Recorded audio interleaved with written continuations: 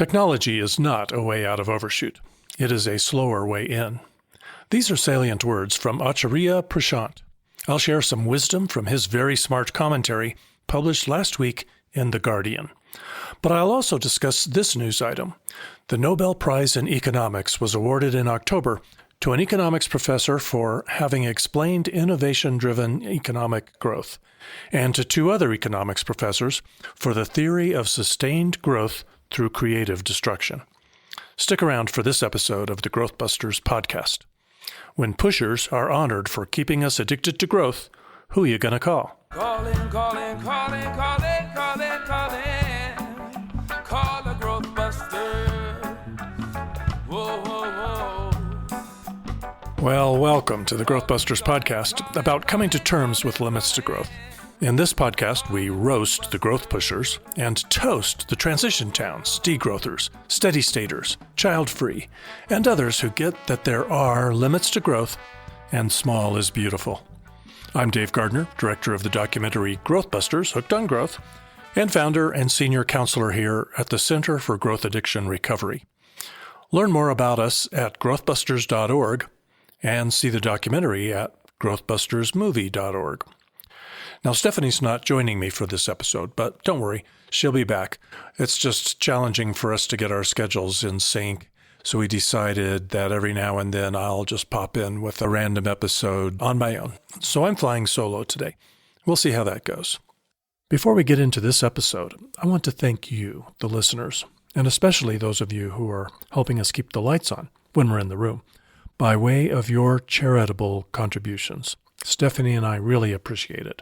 And we thank you on behalf of future generations. If you haven't yet, it's easy to do. Head over to growthbusters.org and click on Donate right at the top center of the homepage. First item, Nobel Prize in Economics chains another bag of cement to our feet to keep us drowning in the pond of pursuit of perpetual economic growth. I think that qualifies as a profoundly mixed metaphor. In October, what's commonly called the Nobel Prize in Economics was awarded to three economics professors. Joe Mokyr, professor at Northwestern University in the U.S., and Eitan Bergles School of Economics at Tel Aviv University in Israel.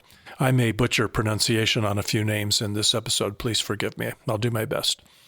Philippe Aghion, professor at the London School of Economics and Political Science, plus a college in France that I can't even try to pronounce.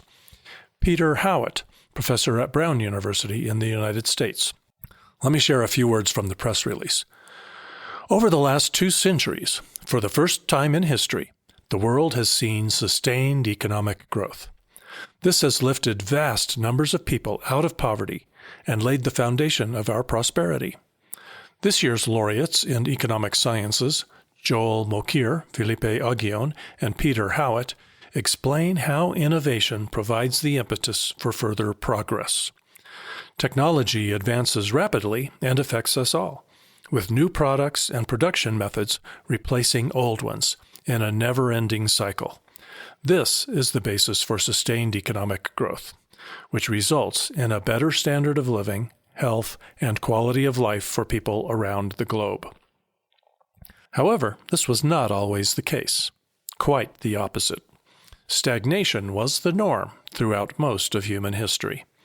Despite important discoveries now and again, which sometimes led to improved living conditions and higher incomes, growth always eventually leveled off. The release quotes John Hassler, chair of the Committee for the Prize in Economic Sciences.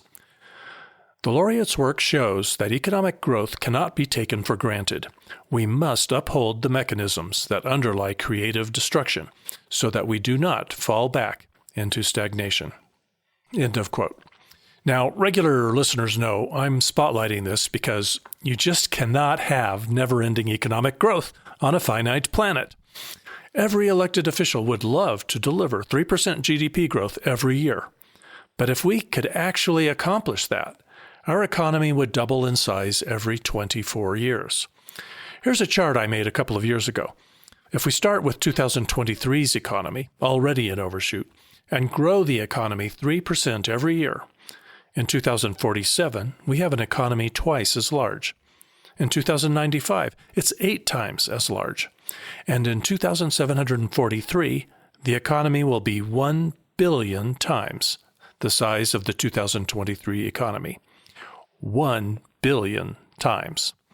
Is that physically possible? You tell me. One of the honorees, Joel Mokyr, was interviewed in 2016 in the A16Z Show, a podcast produced by Andreessen Horowitz, a Silicon Valley-based venture capital firm. Mokyr made some statements I find pretty disturbing. First, one of the obvious things that screams at you when you're looking at the economic history of technology is that almost every technology that's ever been introduced has had unexpected, unintended, unforeseen consequences. This is a pattern that goes out through history. People notice, they basically say, well, maybe we should just stop innovating because there's always something bad is going to happen. And I think that is an extremely dangerous conclusion to draw. The alternative to not innovating is stagnation. And I don't think we can afford that. We cannot afford that because the world has major problems that can only be resolved by new technology. Near the end of the interview, Mokyr says this. We need to keep, science and technology advancing because new problems are cropping up on the horizon. Let me put these two key ideas back to back for you. Almost every technology that's ever been introduced has had unexpected, unintended, unforeseen consequences. We need to keep, science and technology advancing because new problems are cropping up on the horizon. In a few minutes, we'll get to a partial catalog of the damage we're doing to critical, life-supporting ecosystems. For a long time now, we've been ignoring the ever-expanding scale of the human enterprise and just betting on technology to mend that damage. But each year, the damage is worse, not better. Technology is not coming through. And Mokyr admits that there are always unintended consequences. Look up Severide's law. We need to admit that we've outgrown the planet and stop counting on technology to allow us to keep expanding. Rather, we need to scale back. I'm reminded of The Sorcerer's Apprentice, not the 2010 Nicolas Cage movie, but the famous segment from the 1940 Disney film Fantasia. I'll put a link in the show notes so you can watch it. Please watch it. We, led by economists like Joel Mokyr, are The Sorcerer's Apprentice. Now that Kool-Aid is way past its best-by date, but the Royal Swedish Academy of Sciences is still drinking it. That really saddens me. The good news is there is some much fresher, safer, and healthier Kool-Aid to drink. On November 3rd, it came in the form of this commentary published in the Sunday Guardian. One Greed, Six Earths, The Inner Emptiness Behind Global Consumption. It was written by Acharya Prashant, an Indian spiritual leader, philosopher, author, and poet. People for the Ethical Treatment of Animals, PETA, honored him as the most influential vegan of 2022. On the World Environment Day, the Green Society of India honored Prashant with the Most Impactful Environmentalist Award. With over 56 million subscribers, Prashant is the most followed spiritual teacher globally on YouTube. So, maybe he's making a difference. I want to share a few highlights from his commentary. First, quoting, "The Earth's overpopulation is no longer opinion. It is an established fact. The debate ended long ago. What continues is denial, distraction, and delay." He then includes an excellent definition of overshoot. Biocapacity is what Earth can renew in a year. Forests regrowing, fish stocks replenishing, soil healing, carbon absorbed. Ecological footprint is what humanity consumes: food, water, land, energy, and waste. When footprint exceeds biocapacity, we enter ecological overshoot. Humanity crossed that line in the early 1970s and has remained beyond it since. Close quote. In cataloging the Overshoot polycrisis, he gives us this important perspective on water. Among all limits, freshwater is the hardest. Energy policy can be debated, but aquifers that empty faster than they refill cannot be persuaded. 2 billion people already live in regions of extreme scarcity. The Ogallala Aquifer in the United States, the Indo-Gangetic Basin, and the North China Plain are all declining at rates that cannot be sustained. What took millennia to accumulate is being drained in decades. Rivers such as the Colorado, Ganges, and Nile. This is not a distribution problem, but a quantity problem magnified by population. One cannot distribute something that doesn't exist. Global water withdrawals have tripled since 1960, while per capita availability has dropped by more than half. Close quote. One line really stood out. This is not a distribution problem, but a quantity problem magnified by population. His catalog also includes the displacement of life. Quoting now, fertilizer use has risen 8-fold since 1960. Insect populations have fallen 70% in 50 years. 1 million species are at risk of extinction. 40% of global land is already degraded, and topsoil that once took centuries to form is vanishing within years. In the oceans, 90% of fish stocks are depleted or collapsing. One statistic reveals the scale of this displacement most starkly. 96% of the planet's mammal biomass now consists of humans and livestock, leaving only 4% as wild animals. This is not a natural distribution, but an ecological takeover. Where humans expand, wildlife recedes. The disappearance is not incidental to overpopulation. It is its signature, written across every continent and sea. Closing quotes. Once again, we see that word, overpopulation. I want to applaud Prashant for not tap dancing around the word and the role of overpopulation. Let me share what he wrote on the transition to renewables. To sustain 8.2 billion people at Western living standards, renewable deployment would need to increase 20-fold. Mining for lithium, cobalt, nickel, and copper would have to expand by several 100%, and the land required for solar and wind installations would be vast. Even then, renewables cannot fully replace aviation, shipping, fertilizer production, or heavy industry. Technology is not a way out of Overshoot. It is a slower way in. Water and energy together define the walls of the room we have built, and we are pressing against both. Close quotes. You heard right. He wrote, technology is not a way out of Overshoot. It is a slower way in. Actually, in many cases, I think it's maybe a faster way to go deeper into Overshoot. Now remember the title of this commentary? One Greed, Six Earths, the Inner Emptiness Behind Global Consumption. Obviously, there is more to this piece than the facts about ecological overshoot. Let me share a few pertinent passages. Quoting, "This is not merely a physical predicament, but a spiritual one. The more a mind feels internally insufficient, the more it tries to compensate through external expansion. When the inner space is unexamined, the outer space is devoured.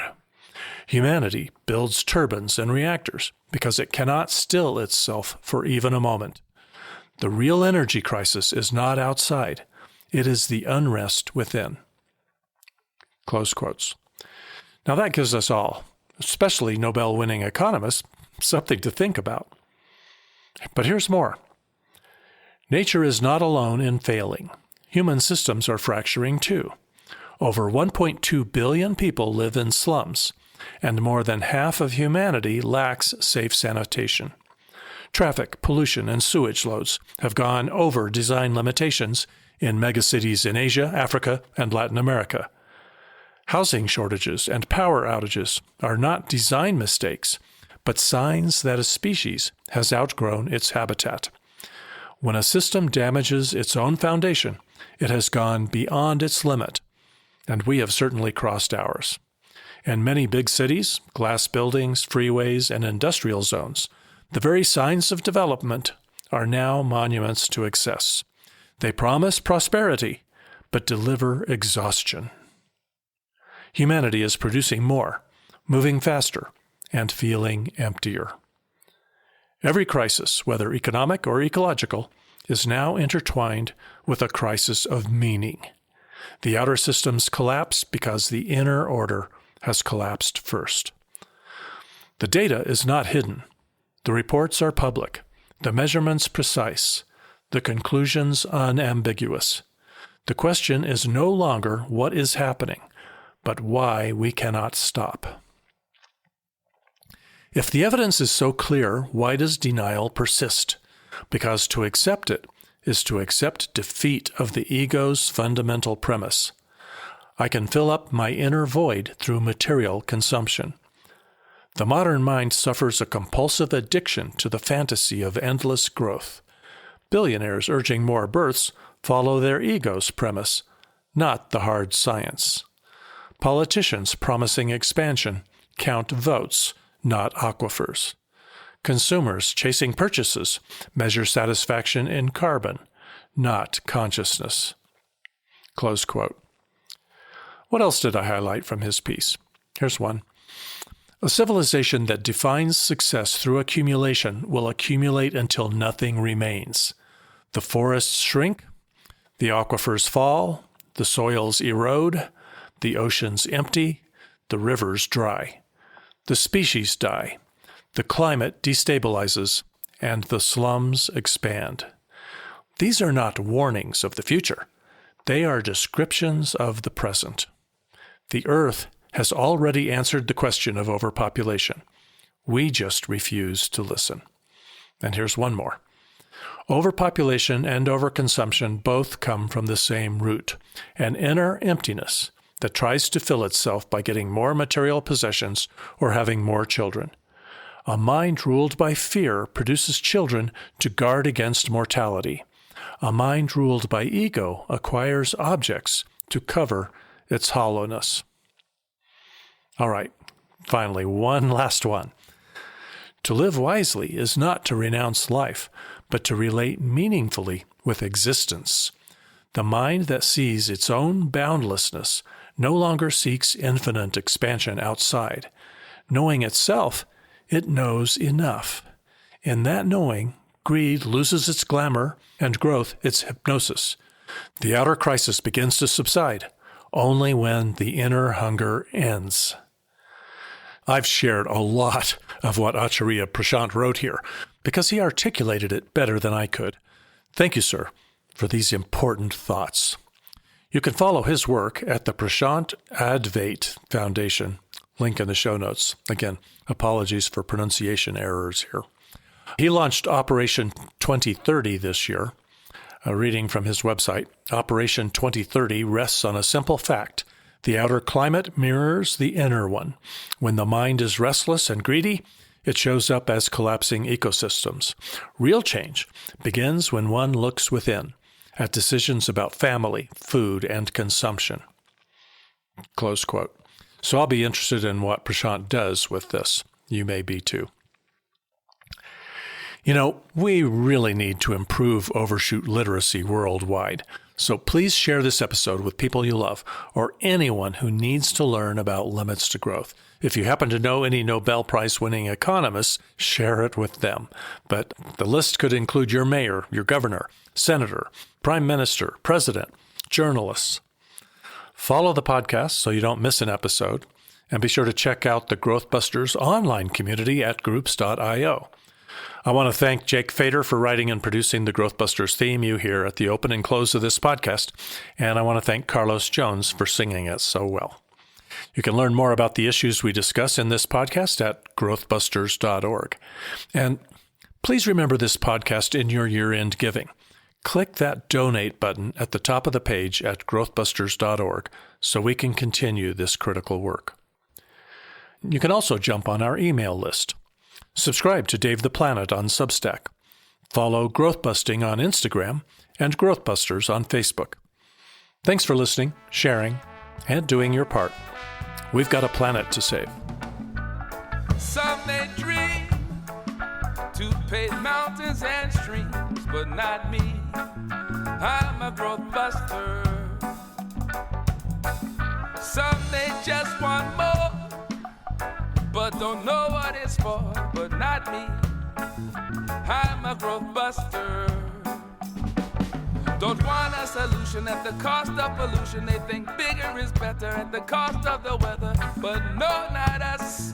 We are the growth busters. Calling, calling, calling, calling, calling, calling. Call the growth busters.